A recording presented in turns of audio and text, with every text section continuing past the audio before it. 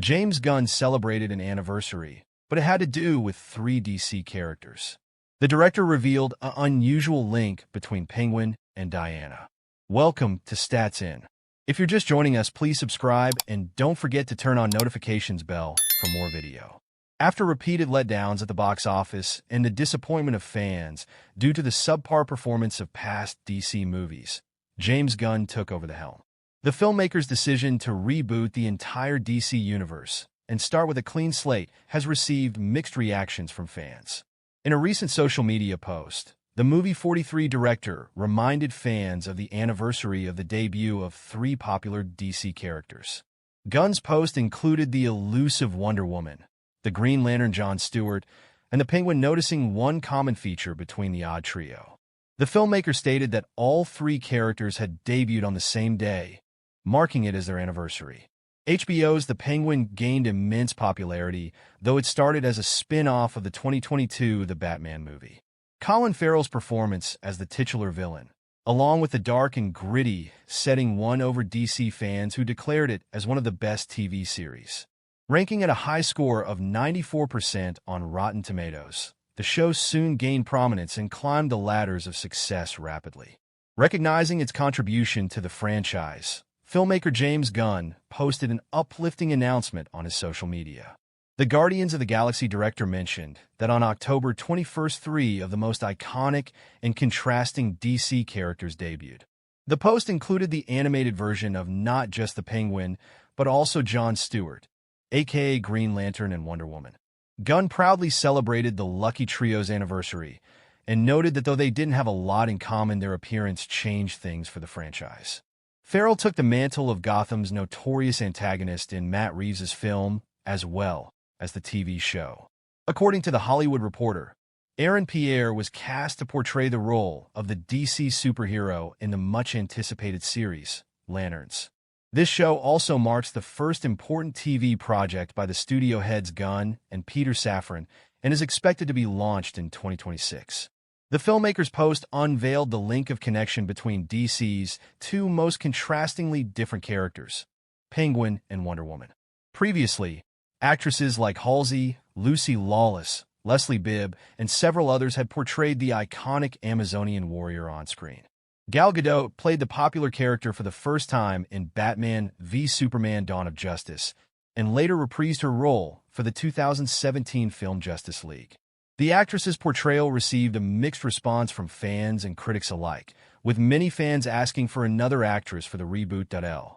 With the Kristen Milioti star already receiving rave reviews and gaining massive popularity, it has truly become DC's ace card. The Suicide Squad director's future ventures with other famous characters from the franchise would set the tone for the fate of the DCU. As of now, the HBO series has been gaining steady momentum and remains unbeatable according to fans of the show. It is up to Gunn to replicate the superhero brilliance with his future James Gunn series, his biggest challenge, other upcoming one indie superhero movie. Welcome to Stats In. If you're just joining us, please subscribe and don't forget to turn on notifications bell for more video. The MCU has a history of hiring relatively unknown directors for its movies, which seemingly reflects the studio's adamancy to control its filmmakers. But this wasn't the case with James Gunn, who was brought on board to helm a movie about Guardians of the Galaxy, which, like Gunn, was relatively unknown in the mainstream landscape. While the scale of the movie was miles above Gunn's indie superhero flick, Super, surprisingly, the director was much more comfortable filming the huge-budget Marvel movie. In contrast to the MCU's alleged controlling approach, James Gunn had total creative freedom under Kevin Feige's leadership from the get-go. Although this might have to do with the Guardians' relatively unknown status in the mainstream landscape, Gunn succeeded in transforming them into household names, thus kickstarting his dominance in the CBM scene. Moreover, the MCU didn't shy away from giving the film a massive budget of $170 million. Still, despite the huge scale of Guardians of the Galaxy, which was uncharted territory for the director up to that point, the challenge was relatively easier than that of Super, which he deemed harrowing for its short window via Collider. We had to do like 50 setups a day, so it was just a harrowing, tough experience, and this is difficult, but it's because it's over such a long period of time. But on a day-to-day basis, it's actually a lot more. Using the word easy is not the greatest thing, but yeah, it's easier because you do have more time for the setups, you have more time for planning. Considering the director has continued to deliver critical and commercial hits with his superhero flicks since then, it's safe to assume that the adequate window for production is responsible for his consistent track record. Under his regime, Gunn is giving writers an adequate window to come up with the best storyline, which isn't surprising given his stature as a writer-director. Moreover, instead of following Marvel's approach, Gunn has been adamant about prioritizing writers, who are set to be the cornerstone of the new DCU, as no project will move forward without a finished script via Collider.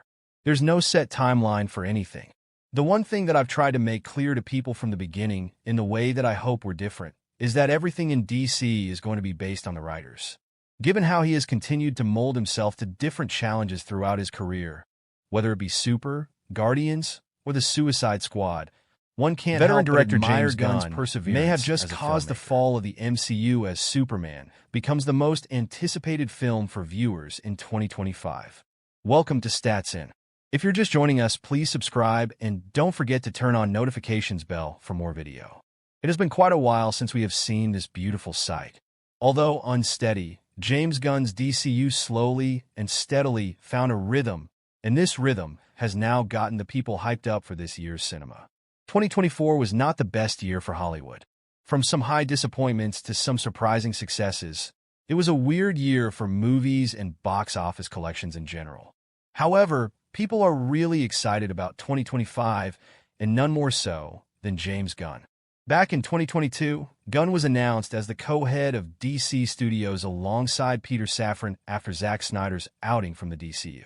Soon, it was announced that Gunn himself would be directing a Superman movie for his DCU. From rumors and fan casting of actors for the role of Superman, David Corenswet was announced as the new Man of Steel, and the world waited in anticipation. There wasn't much buzz at that time. However, as more teasers and promotional photos began to be released, people realized that James Gunn might be onto something grand here. The release of the teaser trailer was the tipping point, as it reached millions of people in a matter of minutes, and Superman's anticipation took flight. Well, as per IMDb users, a list was created showing the top 10 most anticipated films in 2025. It has been quite a while since we have seen a DC project sitting on the top like a king. If you look carefully, you will notice that there are 3 MCU movies on the list. Gunn's Superman managed to create a hype that is far greater than some of the greater MCU films, and that is a feat in itself. Well, the world is excited, and for all the right reasons too. From a fantastic musical score to some stellar acting by David Corenswet, James Gunn has declared an all-out war against the superhero genre.